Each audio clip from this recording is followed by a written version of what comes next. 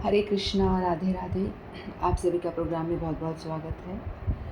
तो प्रोग्राम की शुरुआत हम मंगलाचरण से करते हैं। ओम अज्ञानतिमिरान्धस्य ज्ञानाञ्जनशलाकया चक्षुरुन्मिलितं येन तस्मै श्रीगुरुवे नमः। गुरुवे गौरचन्द्राय राधिकाय सदालय कृष्णाय कृष्णभक्ताय तद्भक्ताय नमो नमः।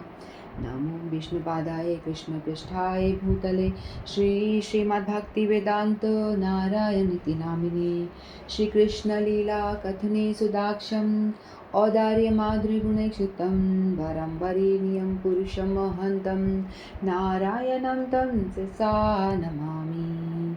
श्रीचैतन्यमनुभीष्टं स्थापितं येन भूतले स्वयं रूप कदा मह्यं ददाति स्वपदान्तिकम् आजानुलम्बितभुजो कनकावदातो सङ्कीर्तनयतिपित्रो कमलायताक्षो विशम्भरो द्विजवरो धरं पालो वन्दे जगत्प्रियकरो करुणावतारो।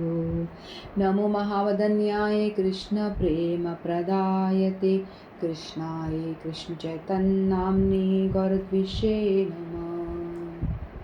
हे कृष्णा करुणा सिन्धो दीनबन्धो जगत्पते गोपेश गोपिका कान्त राधाकान्त नमस्तुते।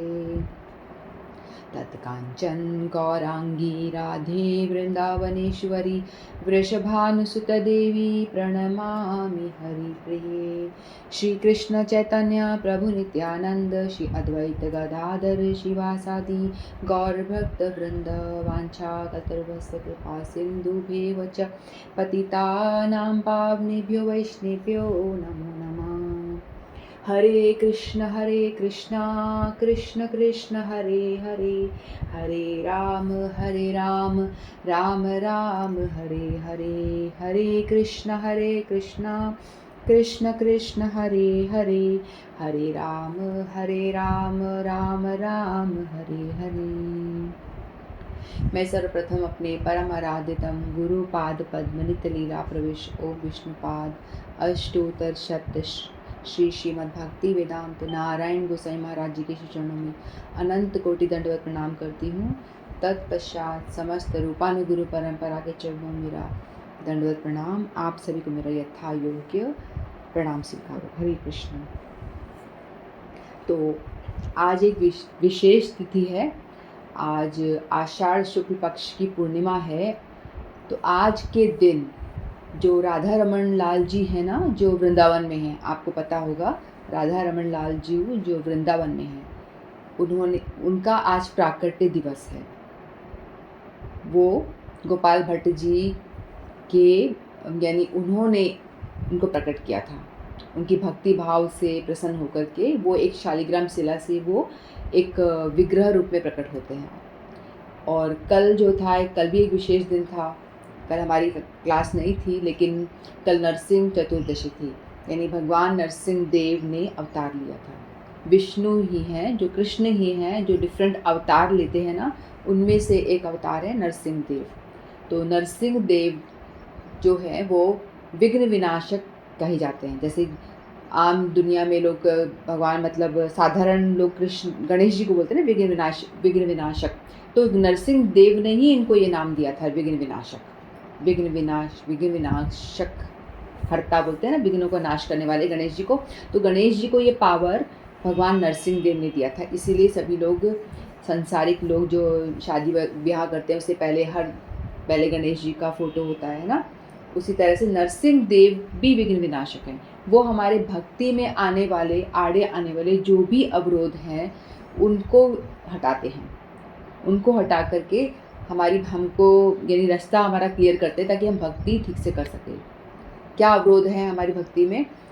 काम, क्रोध, मोह, माया, मत्सर, ये सब जो चीज़ें हैं हमारी भक्ति में रोड़े हैं।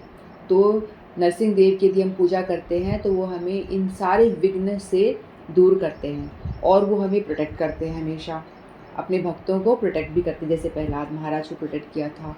तो जैसा हमारे देश में ऐसी स्थिति बनी हुई है कि जो सैनिक हैं वो बेचारे युद्ध में लगे हुए हैं। अभी तो चलो विराम है, 2 दिन से आराम है, लेकिन कुछ कह नहीं सकते ना कब क्या हो। तो इसीलिए हम नरसिंहदेव से प्रार्थना करते हैं, जैसे वो भक्तों की रक्षा करते हैं, तो वैसे ही हमारे देश के जो सैनिक हैं, जो हमें प्रोटेक्ट कर रहे हैं, अपनी जान को जोखिम में डाल कर के वो सीमा के इलाकों में वहाँ खड़े हैं और लगातार युद्ध करते हैं। हम लोग उनकी वजह से हम शांति से सो पाते हैं। तो हम उनके लिए नरसिंहदेव से प्रार्थना करते हैं कि उनको बल दे, हिम्मत दे और उनको हम मतलब सब तरह से उनकी मदद करें। ठीक है? तो आज जो राधा रमन लाल जी का प्राकृतिक दिवस है, तो आज अनुराधा जी आपको इस बारे में बताएंगी। पहले हम उनसे सुनते हैं। हरे कृष्णा। हरे कृष्णा। हाँ, ठीक है, आप शुरू कर दीजिए। तो जैसा कि आपने बताया कि आज कल भी बहुत शुभ दिन था और आज भी बहुत शुभ दिन है। तो आज राधा रमन लाल जी का प्राकट्य दिवस है। साथ ही साथ हमारे माननीय मुकुरी जी और श्रीनिवास आचार्य जी का भी आज प्राकट्य, मतलब उनका तो आविर्भाव दिवस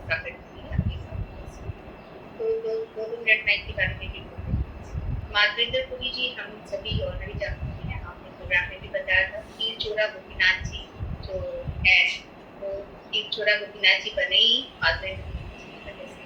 माधवेंद्र पुरी जी के लिए उन्होंने तीर चुराई थी, अपने पर्दे के पीछे छोटी सी नानी तीर चुरा के अपने भक्त के लिए रखी थी। तो इतने ऊंचे भक्त है माधवेंद्र पुरी, जिनके भगवान को भी खीर चुरानी पड़ी। तो ये जो माधवेंद्र पुरी जी हैं, ये भक्ति कल्प लता के प्रथम अंक, यानी कि बहुत पहुंचे हुए हमारे संत हैं माधवेंद्र पुरी जी, तो इनका आज आविर्भाव दिवस है। फिर है श्रीनिवास आचार्य जी, उनका भी आज आविर्भाव दिवस है, उन्होंने आज जन्म लिया था। श्रीनिवास आचार्य जी जो हमारे 6 गोस्वामी जी थे, उनमें से श्री जीव गोस्वामी जी जो थे, उनसे इन्होंने शिक्षा प्राप्त करी। श्रीनिवास आचार्य जी की बात कर रही हूँ, इन्होंने जीव गोस्वामी जी से शिक्षा प्राप्त करी और इन्होंने उज्ज्वल नीलमणि नाम का एक होता है, उसकी व्याख्या इतनी अच्छी तरीके से करी थी, तो इससे प्रसन्न होकर जो हमारे जीव गोस्वामी जी थे, उन्होंने श्रीनिवास जी को आचार्य की उपाधि प्रदान की। मतलब इतनी अच्छी उन्होंने व्याख्या करी और सारी शिक्षा इन्होंने जीव गोस्वामी जी से ही प्राप्त करी थी। और जीव गोस्वामी जी ने ही इन्हें बोला कि ये जाके दीक्षा प्राप्त करें गोपाल भट्ट गोस्वामी जी से। तो जो श्रीनिवास आचार्य जी हैं, इन्होंने गोपाल भट्ट गोस्वामी जी से दीक्षा प्राप्त करी। दीक्षा इनके गुरु अलग थे और शिक्षा गुरु थे अलग थे। उसके बाद ये 2 हो गए हमारे बहुत अच्छे संत। और फिर उन्होंने बताया नंदू जी ने, जैसे कि आज हमारा राधा रमन जी का प्राकट्य दिवस है। प्राकट्य दिवस मतलब वो प्रकट हुए थे और ये दोनों संत लोग को पैदा हुए थे, जन्म करना है आविर्भाव दिवस था। तो हमारे जो राधा रमन लाल जी हैं, वो प्रकट हुए थे इनकी भक्ति के कारण, गोपाल भट्ट गोस्वामी जी की भक्ति के कारण। तो एक बार क्या हुआ, गोपाल भट्ट गोस्वामी जी नेपाल की गंडकी नदी में स्नान कर रहे थे। जब वो स्नान कर रहे थे, तो स्नान करते समय उनके कमंडलू में अचानक ही बहुत सारी शालिग्राम शिला आ गई। तो उन्होंने देखा कि करीब 12 उनके कमंडलू में शालिग्राम शिला आ गई अचानक ही, स्नान करते करते ही। तो उन्होंने इन सभी शिलाओं को ले लिया भगवान की मर्जी समझ करके, सारी शिलाओं को लिया वृंदावन और वहां पे जाके इनकी सेवा करते। सारी 12 उनके पास शालिग्राम शिलाएं थी, जिनकी वो बड़ी की सेवा करते। फिर क्या हुआ कि एक बार वहाँ पे कोई सेठ, जैसे वृंदावन में कई लोग सेवाएं करते हैं, ऐसे ही कोई सेठ आए वहाँ पे, तो सेवा कर रहे थे और उन्होंने सभी को सुंदर सुंदर पोशाकें बांटी। तो राधारम गोपाल भट्ट गोस्वामी जी की उन्होंने बहुत सुंदर पोशाक बांटी। उन्होंने ले तो ली पोशाक भगवान की, पर उनके मन में ऐसा विचार आया कि मैं करूँगा क्या इस पोशाक का, मेरे पास तो सारे जो है वो शालिग्राम शिलाएं हैं, उनको तो मैं पहना नहीं सकता। तो उनके मन में ऐसा विचार आया कि काश मेरे पास बहुत सुंदर से राधा कृष्ण ये सुंदर से भगवान की मैं जिनका श्रृंगार कर सकता, जिनकी मैं पोशाक पहना सकता। तो ऐसा विचार करते करते तो सो गए। तो उनके मन में काफी ज्यादा इच्छा हुई कि वो भी श्रृंगार करें।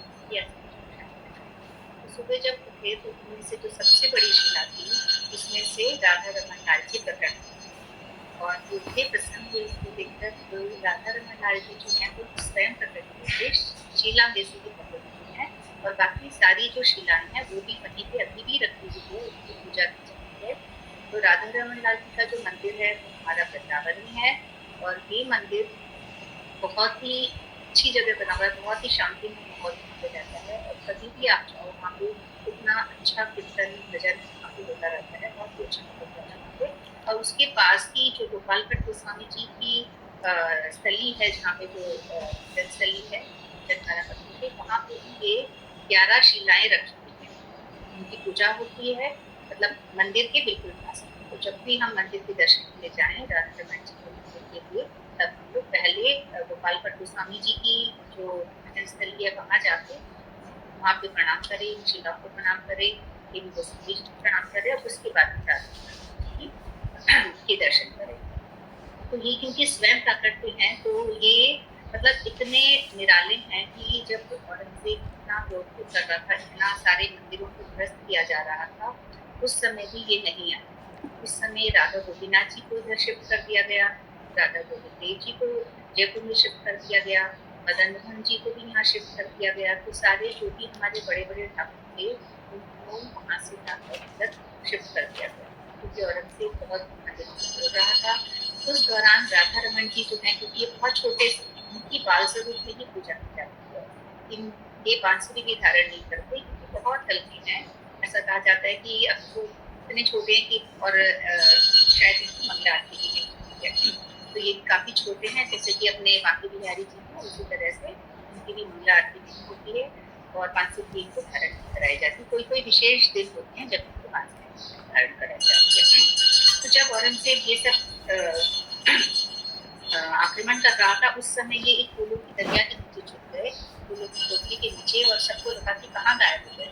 तो अचानक से उन्होंने कहा कि अरे मैं तो यहाँ छुपा हुआ हूँ, मुझे यहाँ से निकालो। तो एक छोटी सी फूलों की दरिया के नीचे बैठ गए और छुप गए, मतलब नहीं गए, वृंदावन को छोड़ के नहीं गए, और अभी तक भी वृंदावन में ही रहते, वहीं पे ही वो है बहुत सुंदर सा, वहीं पे वास करते हैं। बाकी सारे बड़े ठाकुर जो है वो जयपुर की तरफ आ गए हैं। मदन मोहन जी अभी करौली में स्थापित हैं, गोपीनाथ जी और गोविंद देव जी जयपुर में हैं, राधा दामोदर जी वहाँ भी हैं। तो ये जो हमारे राधा रमन जी हैं, ये बहुत ही निराले हैं, करीब 500 साल पुराना मंदिर है ये था, और इसकी जो ज्योति है अभी तक मतलब 500 या 550 साल पहले से जो ज्योति जल रही है, जो आग उन्होंने जलाई, मतलब ये जो हमारे जो क्या बोलते हैं चैतन्य महाप्रभु जी जब आए थे वृंदावन में, तो उन्होंने हमारे जो 6 गोस्वामी हैं, मेन गोस्वामी, उनमें से ही एक गोपाल भट्ट गोस्वामी जी हैं, उन 6 गोस्वामी जी को बोला था कि सारे तीर्थों को तुम वापस से इनका वो करो, क्योंकि थोड़े से नष्ट से हो गए थे तीर्थ स्थल, इनका वापस से विकास करने का दायित्व इन 6 गोस्वामी जी को दिया गया। तो उसी समय गोपाल भट्ट गोस्वामी जी ने क्या किया था, अपने मंत्रों के द्वारा अग्नि प्रज्वलित कर, मंत्र बोलकर एक अग्नि जलाई थी, तो वही अग्नि आज तक चल रही है, और उसी अग्नि में इनका प्रसाद बनता है। आज तक इनके ये जो प्रसाद बनता है उसके लिए कभी कोई माचिस का उपयोग नहीं किया गया, तब से लेके अभी तक इतने साल पहले से वो अग्नि बुझी नहीं है, वो चूल्हा अभी तक चल रहा है, उसी पे ही प्रसाद बनाया जाता है, जो श्री गोपाल भट्ट गोस्वामी जी ने मंत्रों द्वारा वो अग्नि प्रज्वलित कर, तो अभी तक भी यही चल रहा है। फिर इसमें क्योंकि ये तो स्वयं प्रकट हुए थे, इनकी मूर्ति तो बनाई नहीं गई, तो इनमें कोई जोड़ नहीं है, कोई हमारे जो मानवीय औजार होते हैं उसका इस्तेमाल नहीं किया गया है। साइंटिस्ट लोगों ने बहुत रिसर्च कर दिया, इसको जाके चेक करा अच्छे से कि कहीं तो ज्वाइंट होगा, कुछ तो होगा, अपने आप कैसे बन सकती है, पर ये बिल्कुल रियलिटी है कि इसमें कोई ज्वाइंट नहीं है, किसी तरह की मूर्ति ये बनाई नहीं गई है, ये प्रकट प्राकट्य दिवस इसको किया। और दूसरी बात यह है कि जो हमारे राधा रमन जी हैं, वो बहुत ही निराले हैं, वो अपनी इच्छा से कपड़े पहनते हैं। ऐसा कहा जाता है कि वो स्वप्न देते हैं अपने पुजारी को, और अपनी इच्छा से इन्हें जो पहनना होता है वो पहनती हैं, और जो उनके एक्सप्रेशंस है अगर प्रेजेंट कर पाते तो अच्छा रहता है, राधा रमन जी या बाद में करते थे करने की कोशिश। तो अगर बहुत सारे अगर हम उनके पिक्चर्स देखें, तो जो उनके फेस एक्सप्रेशंस हैं वो बहुत अलग-अलग रहते हैं। कभी वो उनके 2 दाँत दिखते हैं, कभी 4 दाँत दिखते हैं, कभी सारे दाँत दिखते हैं और कभी एक ही दाँत दिखते हैं। कभी वो बिल्कुल स्माइलिंग एक्सप्रेशन होता है, कभी गुस्से में दिखते हैं, कभी अलग तरह का एक्सप्रेशन होता है, तो उनके एक्सप्रेशंस पल-पल बदलते रहते हैं, ऐसा कहा जाता है। और मतलब बिल्कुल डिफरेंट है। ऐसा हम विश्वास ही नहीं कर सकते कि कोई ठाकुर ऐसे हो सकते हैं जो खुद प्रकट हुए हैं और एक्सप्रेशन अलग अलग है। अगर आप फेसबुक में जाके उनकी पिक्चर्स देखेंगे या वीडियो को देखेंगे तो आपको हर पिक्चर में उनका अलग चेहरा दिखेगा, उनके दांत अलग दिखेंगे, उनके होठ अलग दिखेंगे, उनके एक्सप्रेशन अलग। तो राधा रमन जी बहुत ही भक्त के राधे हैं, तो जब भी हम वृंदावन जाएं कोशिश करें कि हम राधा रमन जी के जरूर दर्शन करें। और राधा कृष्ण का मिलित स्वरूप भी है, वहाँ पास में ऐसा लगता है कि राधा जी बैठी हैं, पर ऐसा विग्रह नहीं है, बट मिलित भी बताया जाता है। काफी छोटे तो राधा रमन जी को प्रणाम करते हैं और ऐसी इच्छा करते हैं, ऐसी प्रार्थना करते हैं कि राधा रमन जी सभी की कृपा करे। इसी कई बार से भगवान को प्रसाद देती हूँ। हरे कृष्ण, हरे कृष्ण।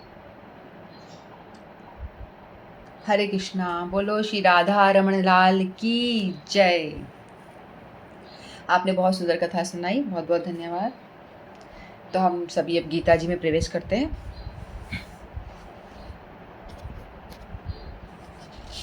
तो अभी तक हमने 8 श्लोक पूरे कर लिए थे। तो इससे भगवान क्या बता रहे थे? भगवान इस अध्याय में 7वां अध्याय जो है भगवत ज्ञान, इस अध्याय में भगवान अपने विषय में बता रहे हैं, है ना, कि अपनी महिमा को बखान कर रहे हैं कि मैं कौन हूँ। ठीक है। तो भगवान ने कहा था पहले, मत्त परतरम नान्यम किंचित अस्ति धनंजय मयि सर्वमिदं प्रोक्तम सूत्रे मणिगणाइव। तो भगवान कह रहे थे कि हे धनंजय, मुझसे श्रेष्ठ कोई सत्य नहीं है। जिस तरह मोती धागे में गुथे रहते हैं उसी प्रकार सब कुछ मुझ में आश्रित है। ठीक है। जैसे मोती है, धागे में गुथे हुए हैं, अगर उसमें से यदि धागा निकाल दो, धागा को तोड़ दो तो मोती सारे बिखर जाएंगे, है ना। ये उन लोगों के लिए है, जैसे लोग होते हैं ना, कहते भगवान कहाँ पे है, हमने तो भगवान देखे नहीं, कहाँ है भगवान, दिखाओ हमको भगवान, है ना। वो ऐसे लोगों के लिए है कि आप भगवान को देखो, भगवान आपको हर जगह दिखाई देंगे।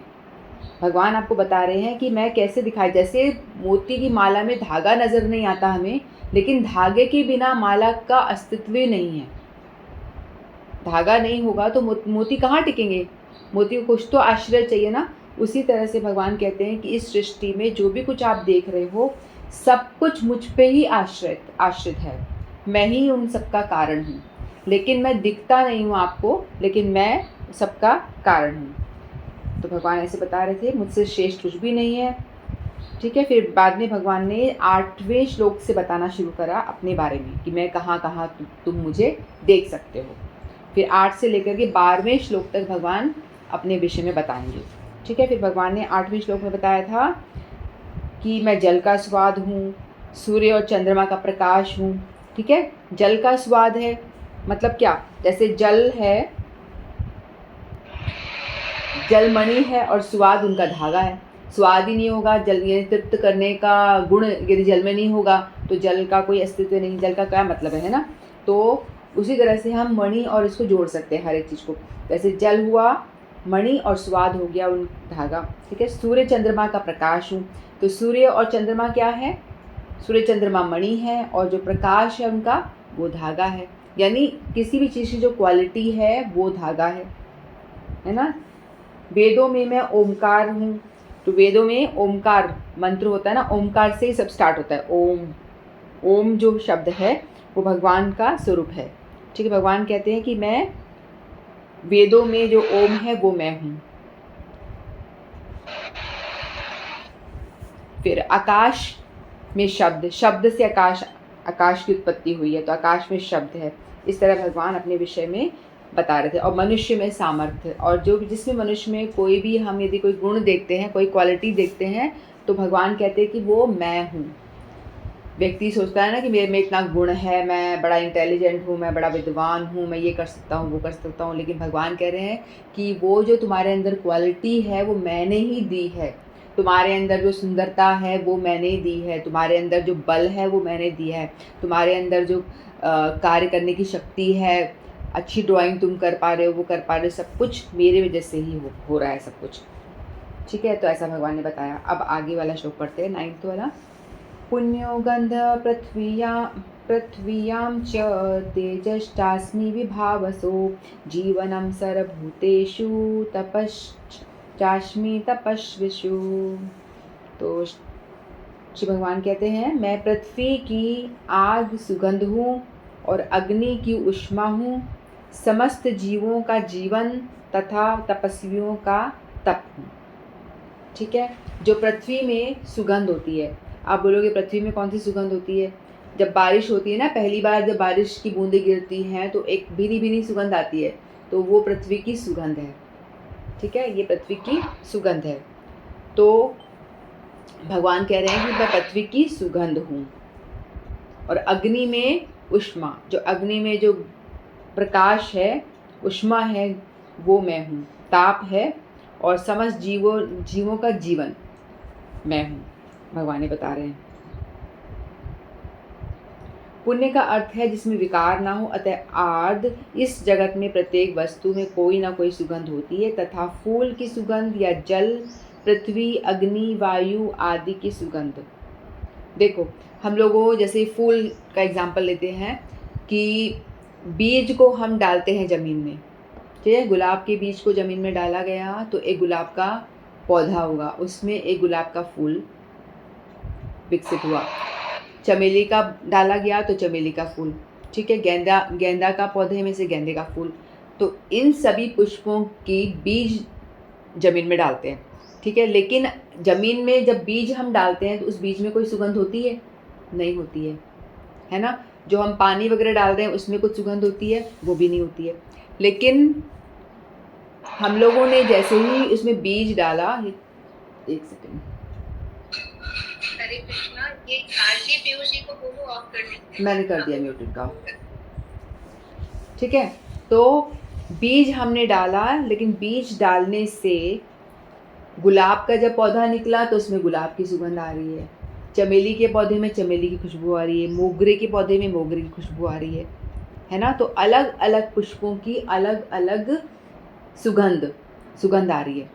वो कैसे हुई? क्योंकि पृथ्वी में है वो सुगंध, इसीलिए हुई ना, क्योंकि बीज ही डाला गया है ना। बीज में तो कोई सुगंध ही नहीं, लेकिन पृथ्वी में डाला, उसके बाद जब वो उगा पौधा, उसके बाद में जब पुष्प हुआ तब पुष्प में वो सुगंध आती है। तो इस तरह से पृथ्वी में सुगंध होती है, जो उसकी नेचुरल सुगंध है। वो समस्त वस्तु पे व्याप्त अशोधित अदूषित भौतिक गंध जो आद्य सुगंध है वह कृष्ण है। तो भगवान कह रहे हैं वो जो सुगंध है पृथ्वी में वो मैं हूँ। इसी प्रकार प्रत्येक वस्तु का एक विशिष्ट स्वाद रस होता है और इस स्वाद को रसायनों के मिश्रण द्वारा बदला जा सकता है। तो प्रत्येक वस्तु का एक अपना स्वाद होता है, लेकिन यदि उसमें केमिकल मिला करके जो उसको विकृत फॉर्म है उसकी बात नहीं कर रहे भगवान। जो नेचुरली भगवान ने बनाया है वो उसका गंध वो है मैं हूँ, लेकिन जो रसायन केमिकल डाल के उसको जो चेंजेस कर देते हैं वो अलग बात है। अतः प्रत्येक मूल वस्तु में कोई ना कोई गंध तथा स्वाद होता है। विभावसु का अर्थ है अग्नि। अब विभावसु में उष्मा हूँ, अग्नि में उष्मा। अग्नि के बिना ना तो फैक्ट्री चल सकती है, ना भोजन पक सकता है, ना। देखो, कोई एक बड़ा कुक है, ठीक है, उसको बहुत अच्छा खाना बनाना आता है, उसने अपने बहुत सारी इंग्रेडिएंट्स ला के रखे, दाल चावल जो भी सब्जियां काटी, बहुत तरह के मसाले इकट्ठे करे, सब तैयारी करके रखी उसने, सब कुछ करा, ठीक है। अब उसने सारी प्रिपरेशन कर रखी है, विभिन्न तरह के मसाले भी रख लिए, सब कुछ रख लिया जो जो चाहिए, लेकिन यदि आग ही नहीं होगी तो क्या काम का? वो सब कुछ है काम का? नहीं है ना, क्योंकि अग्नि के बिना वो भोजन पका ही नहीं पाएगा, चाहे वो कितने ही सामग्री एकत्रित कर ले, लेकिन जब तक अग्नि नहीं होगी तब तक वो भोजन को पका नहीं सकता। तो भोजन पकाने के लिए अग्नि की बहुत ज़रूरत है। फिर जो भोजन पक गया उसको हमने खा लिया, खाने के बाद में उसको पचाने के लिए भी अग्नि की ज़रूरत है। भगवान कह रहे हैं बाहर भी आपको अग्नि की ज़रूरत है। आप खाना खा लिया, उसके बाद में खाना जो पचता है ना, वो जो जठराग्नि जिसको कहते हैं, वो अग्नि भगवान कह रहे हैं वो भी मैं हूँ। तुम्हारा खाना भी मैं ही पचाता हूँ। भगवान हमारे लिए क्या क्या करते हैं, जिसको बोलते हैं ना भगवान कहाँ है, उनको ये भगवत गीता के श्लोक बताना कि भगवान बता रहे हैं जो आपकी अग्नि पचा रही है। आप जब आपका खाना पच गया तो भगवान को बोलो थैंक यू, आज आपने मेरा खाना पचा दिया। ठीक है। खाना बना पा रहे हो तो जब अग्नि को देखो तो वो देखो कि हाँ ये भगवान का ही स्वरूप है। जब आप सूर्य को देखो तो सूर्य का प्रकाश देखो तो बोलो कि हाँ ये तो जो प्रकाश है वो भगवान का स्वरूप है। भगवान कह रहे हैं ना मैं ही हूँ। चंद्रमा का प्रकाश, चंद्रमा की शीतलता और सूर्य का प्रकाश मैं हूँ। तो जब आप प्रकाश की ओर देखो तो आपको भगवान की स्मृति होनी चाहिए। जब आप पानी पीते हो तो पानी पियोगे तो आपका जब वो तृष्टि मिलती है पानी पीने के बाद, तो वो जो शांति मिल रही है आपको, सेटिस्फैक्शन पानी पीने के बाद में, तो आप उसको अनुभव करो कि ये भगवान है। तो आपको हर जगह भगवान नजर आएंगे। जो कहते हैं हमें भगवान नहीं दिखते, उनको भगवान इस रूप में देखना चाहिए कि भगवान हर जगह हैं। ठीक है। जो भी आप एक्टिविटी कर रहे हो हर चीज़ में भगवान है। और आपके अंदर यदि कोई गुण है तो वो भगवान कह रहे वो भी मैं ही हूँ। ठीक है। तो अग्नि पचाने के लिए भी चाहिए और खाना बनाने के लिए भी चाहिए। और यदि भगवान को लगता है कि भाई इसने थोड़ा गड़बड़ करी है, पाप ज़्यादा कर दिए, छोड़ो इसकी जठरा अग्नि जो है मंद कर देता हूँ, नहीं पचाना आज से खाना, तो फिर क्या होगा, हमें पेट में एसिडिटी हो जाएगी, फिर हमें ब्लोटिंग होगी, फिर हम भागेंगे, डाइजेशन ख़राब हो गया, खाना डाइजेस्ट नहीं हो रहा। तो भगवान डाइजेस्ट नहीं कर रहे आपका खाना। ठीक है। जो अग्नि है वो मंद हो गई तो आपका खाना डाइजेस्ट नहीं हो पा रहा। तो इसीलिए हमें कुछ भी सज़ा भी मिलती है ना, तो भी हमारे कर्मों के हिसाब से, पापों के हिसाब से होती है। तो भगवान के जो अग्नि है बाहर भी आपके लिए कितनी इम्पोर्टेंट है और अंदर आपका खाना पचाने के लिए भी वो उतनी ही इम्पोर्टेंट है। खाना नहीं पचेगा तो आपके शरीर को लगेगा ही नहीं। और जो जितनी भी हम फैक्ट्रियाँ देख रहे हैं चल रही है, उन सब में भी अग्नि की ज़रूरत पड़ती है ना। वहाँ पे भी बड़ी बड़ी कारखाने वगैरह चलते हैं तो वहाँ पे भी अग्नियाँ प्रज्वलित करनी पड़ती है मशीनों को चलाने के लिए भी। वैदिक चिकित्सा के अनुसार कुपच का कारण पेट में अग्नि की मंदता है, अतः पाचन के लिए अग्नि आवश्यक है। कृष्ण भावनामृत में हम इस बात से अवगत होते हैं कि पृथ्वी, जल, अग्नि, वायु तथा प्रत्येक सक्रिय तत्व, सारे रसायनों तथा सारे भौतिक तत्व कृष्ण के कारण हैं। हमने पढ़ा ही था ये सब पंच तत्व, और जितने भी कुछ हम सृष्टि में जो भी कुछ हम देख रहे हैं, केमिकल्स देख रहे हैं या भौतिक तत्व कुछ भी देख रहे हैं, सभी कुछ भगवान से आते हैं। भगवान ने बताया था ना, सब कुछ मैं ही हूँ, मुझसे ही उत्पन्न है, सारी सृष्टि जो है मुझसे आ रही है। मनुष्य की आयु भी कृष्ण के कारण है, अतः कृष्ण की कृपा से ही मनुष्य अपने को दीर्घायु और अल्प आयु बना सकता है। अतः कृष्ण भावनामृत प्रत्येक क्षेत्र में सक्रिय रहता है और समस्त जीवों का जीवों में जो जीवनी शक्ति है वो भगवान कह रहे मैं हूँ। क्योंकि जीवनी शक्ति यानी जो आत्मा है वही जीवनी शक्ति है ना, तो वो भगवान कह रहे हैं कि वो हमें पता ही है, आत्मा जो भगवान का अंश है, तो वो मैं हूँ। तो हमारा अस्तित्व ही भगवान की वजह से है। भगवान का जो अंश हमारे अंदर नहीं होगा तो हम जी भी नहीं सकते।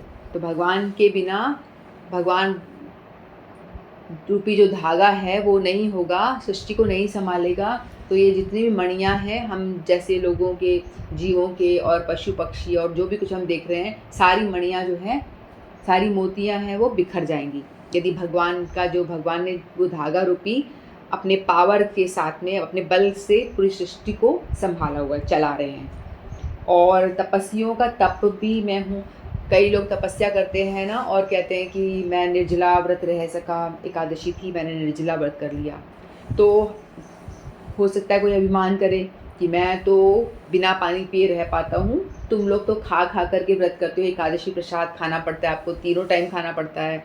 तो इस तरह से जो कहता है, अभिमान करता है, तो उसको भी ये समझना चाहिए कि जो ये तपस्या का जो बल तेरे पास में आया है वो भी मैं हूँ।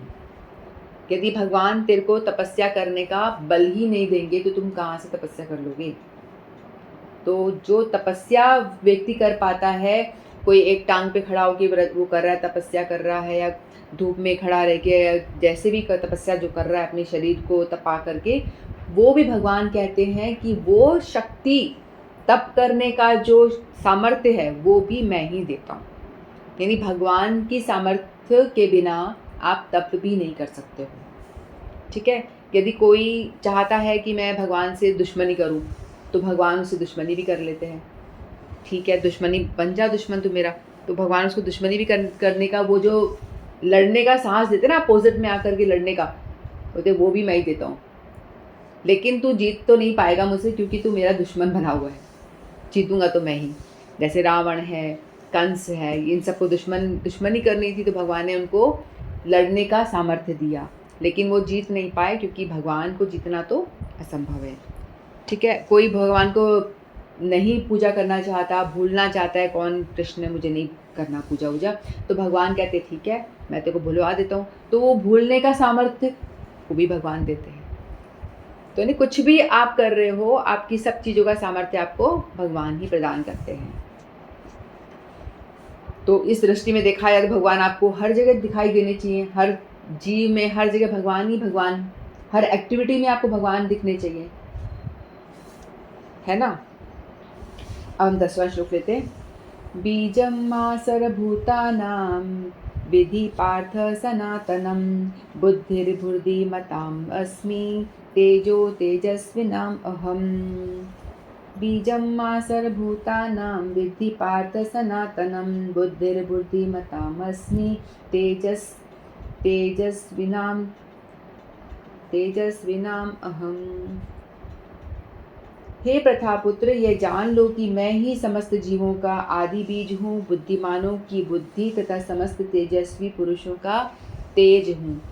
अब भगवान यहाँ बता रहे हैं कि मैं प्रथापुत्र कह रहे हैं, प्रथा यानी उनको याद दिला रहे हैं जिनको कि तुम प्रथा के पुत्र हो, तुम कुंती जो मेरी बहन, मेरे पिता की बहन है, बुआ, कृष्ण की बुआ है, तो इसीलिए उनका नाम प्रथा भी है, एक नाम उनका प्रथा भी है, इसलिए इनको प्रथापुत्र कहते हैं अर्जुन को।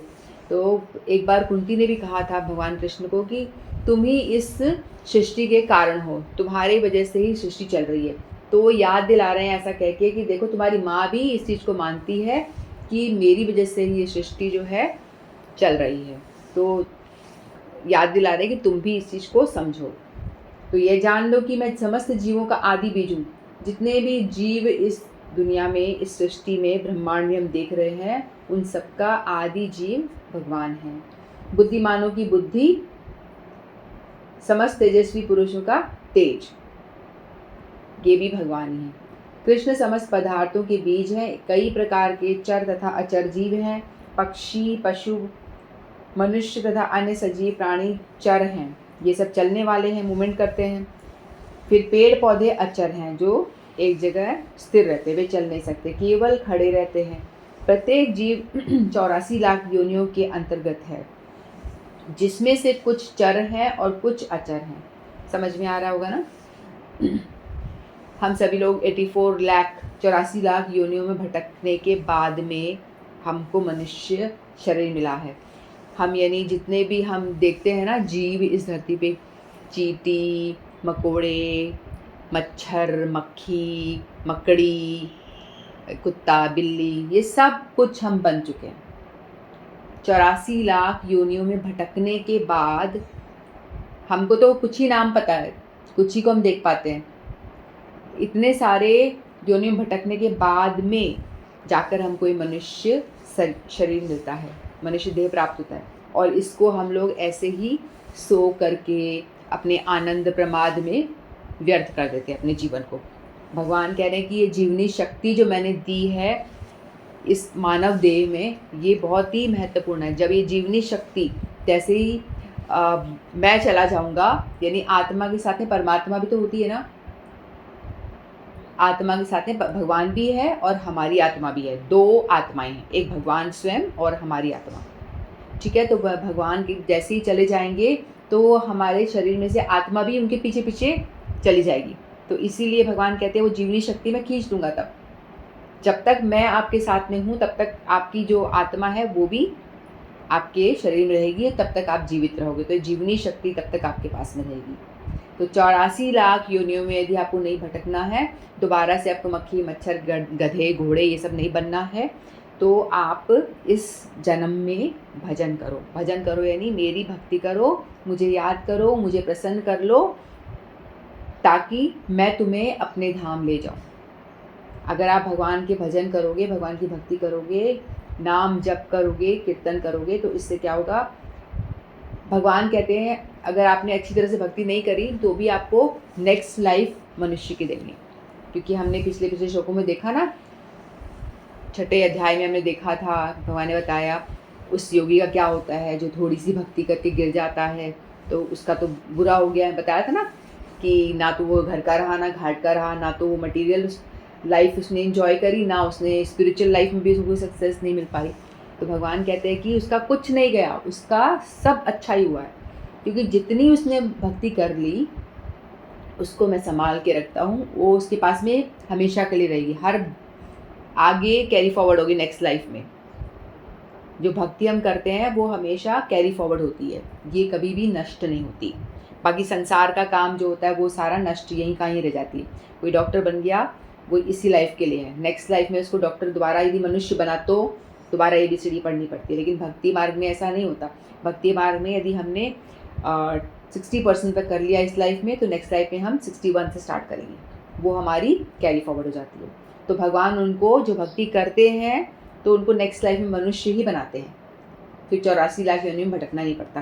तो भजन करने के बड़े फ़ायदे हैं, भगवान का नाम जपने का, ये सब करने का बड़ा फ़ायदा है, क्योंकि आप कम से कम भगवान गारंटी देते हैं कि आपको मनुष्य ही बनाएंगे, आपको जानवर नहीं बनाएंगे।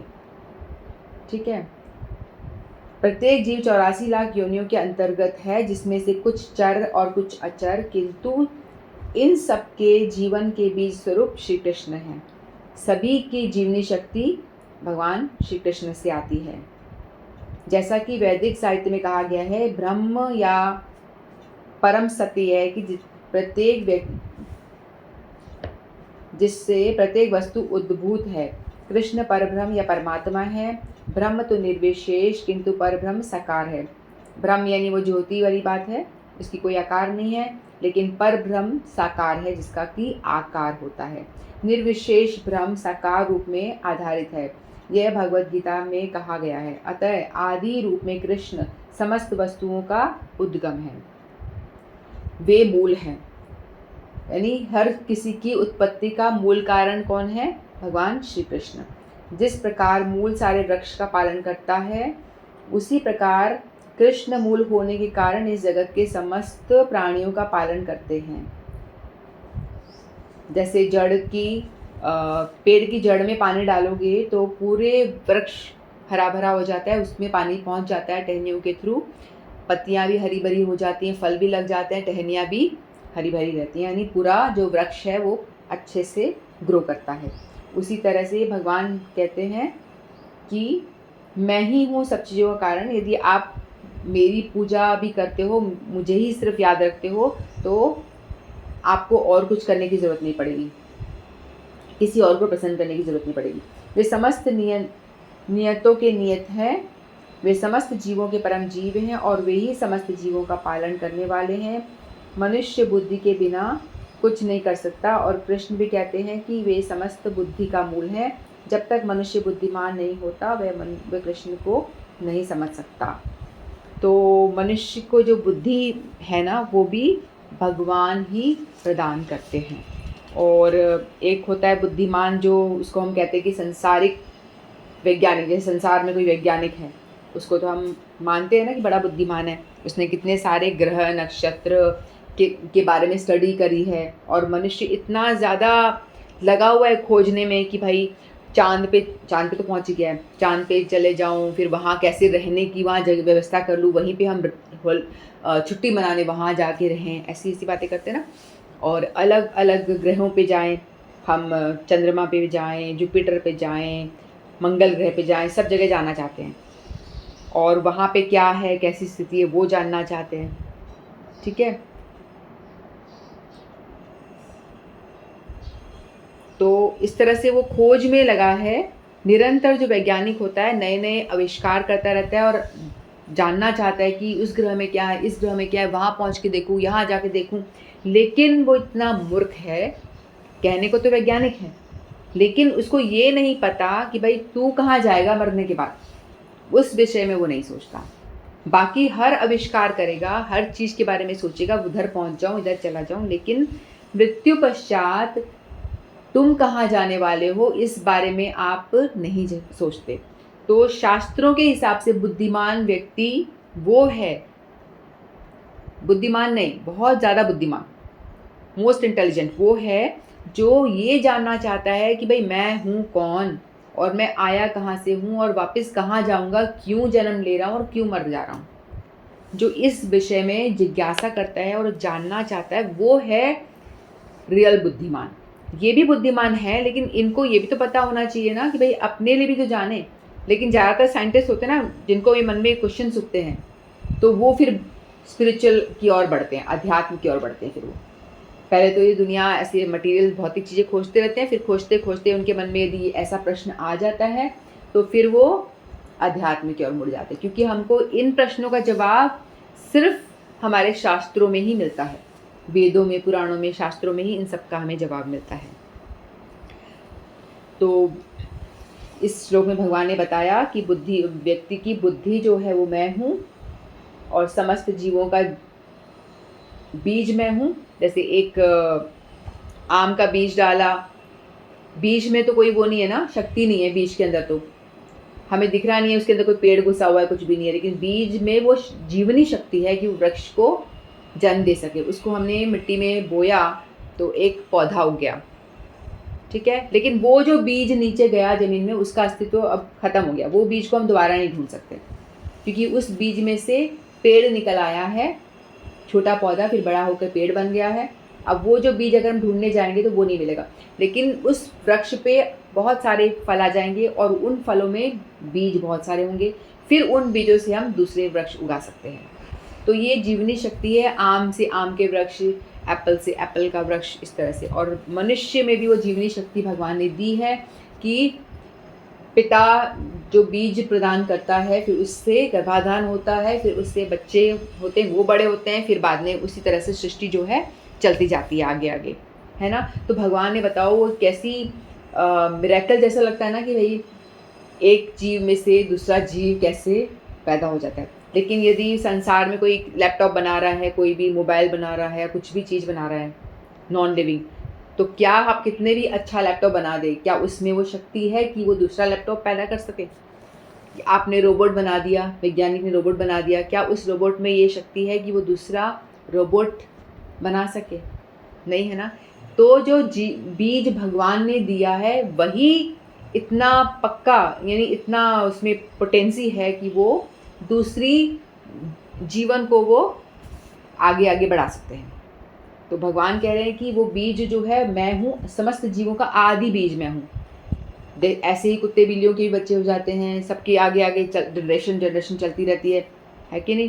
कुत्तों की भी, बिल्लियों की भी, मच्छरों की भी, मक्खियों की भी, कितनों की, जिसमें भगवान हैं, जिसके अंदर भगवान है, क्योंकि भगवान हर एक जीव के अंदर है। मच्छर के अंदर भी है, सूअर के अंदर भी है, मेरे अंदर भी है, आपके अंदर भी है, हाथी में भी है, सबके अंदर है। वो इतने छोटे, इतने सूक्ष्म रूप में भगवान भी और हम भी, एक व्यक्ति की खुद की आत्मा और वो दो। तो भगवान कहते हैं कि वो जीवों का आदि बीज मैं हूँ, जिससे सृष्टि जो है चल रही है अपने आप से। बुद्धिमानों की बुद्धि मैं हूँ। बुद्धिमान जो अपने आप को कह रहे हैं मैं बुद्धि, मेरे अंदर बहुत, उसका यदि घमंड कर लेगा तो पता नहीं भगवान 2 सेकंड में कौन सा बटन दबाएंगे कि आपकी बुद्धि हो गई, इधर उधर हो जाएगी। और समस्त तेजस्वी पुरुषों का तेज, और जो भी उनके अंदर तेज यानी जो प्रकाश, जैसे हम कहते हैं ना, तेज का मतलब ये हुआ, हम साधु संतों को देखते हैं ना जो खूब तपस्या वगैरह, खूब साधना करते हैं, भजन करते हैं, तो उनके चेहरे पे एक अलग ही तेज दिखता है। वो तेज उस तरह से तेजस्वी पुरुषों में वह तेज मैं हूँ। तो भगवान इस तरह से बताते हैं। तो भगवान कह रहे हैं कि अहम सर्वस्व प्रभो, मुझसे ही सब निकलता है, सबका कारण मैं ही हूँ। अहम आदि देवता नाम, मैं सारे देवताओं का भी आदि हूँ। सारे देवता लोग भी मुझसे ही निकलते हैं। यानी सृष्टि में आप जो भी कुछ देख रहे हो, परा अपरा की बात भी भगवान ने करी, नॉन लिविंग लिविंग वो सब भी मुझसे आ रहा है।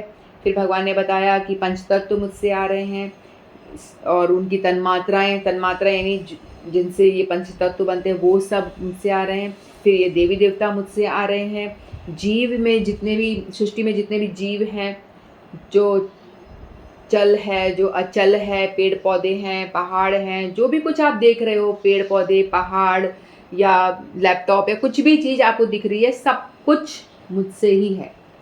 सबका कारण मैं ही हूँ। ये सृष्टि को चलाने वाला मेरे अलावा और कोई दूसरा नहीं है। तेजस्वियों का तपोबल भी मैं हूँ, ठीक है। और तप करने वाले द्वंद्व होते हैं ना, कोई यदि कोई तपस्या करता है तो उनको द्वंद्व सहन करना पड़ता है ना, सर्दी गर्मी या कुछ भी इस तरह से, वो उनका सामर्थ्य कौन देता है? मैं देता हूँ। तो भगवान कहते हैं कि मुझसे श्रेष्ठ कोई नहीं है, सारी पृथ्वी सारी सृष्टि मेरे में ही ओतप्रोत है, सब मुझ पे ही आश्रित है, ठीक है। तो इतना ही कहकर मैं वाणी को विराम देती हूँ। वांछाकल्पतरुभ्यश्च कृपा सिंधुभ्येव च पतितानां पावनेभ्यो वैष्णवेभ्यो नमो नमः। श्रीमद् भगवद गीता की जय। आप सभी की जय। हरे कृष्ण।